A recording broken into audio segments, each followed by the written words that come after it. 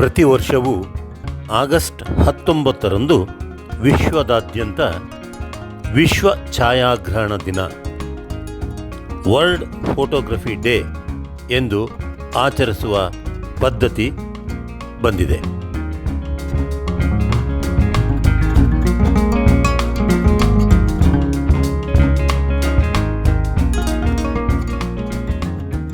ಆ ಮೂಲಕ ಛಾಯಾಗ್ರಹಣವನ್ನು ಕಲೆಯಾಗಿ ಮತ್ತು ವಿಜ್ಞಾನ ರೂಪದಲ್ಲಿ ಮೆಚ್ಚುಗೆಯ ವ್ಯಕ್ತಪಡಿಸುವ ಕ್ಷಣ ಅದಾಗಿದೆ.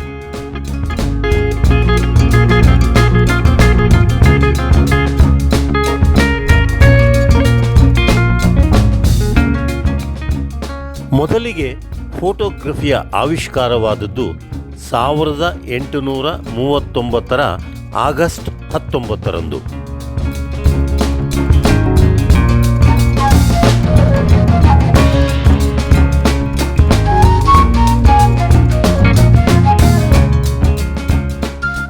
ಲೂಯಿಸ್ ಡುಗೆರೆ ಮತ್ತು ಜೋಸೆಫ್ ನೈಸ್ಫೋರೆ ಇದರ ರೂವಾರಿಗಳು. ಇವರು ಫ್ರಾನ್ಸ್ ದೇಶದವರು.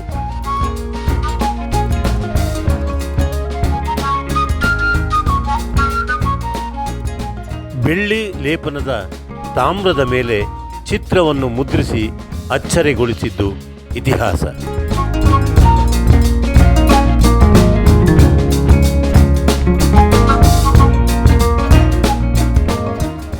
ಕರ್ನಾಟಕದ ಕೃಪಾಕರ್ ಮತ್ತು ಸೇನಾನಿ ಅರಣ್ಯ ಜೀವನ ಚಿತ್ರ ಸೆರೆ ಹಿಡಿಯುವಲ್ಲಿ ಪ್ರಸಿದ್ಧ ಛಾಯಾಗ್ರಾಹಕರು.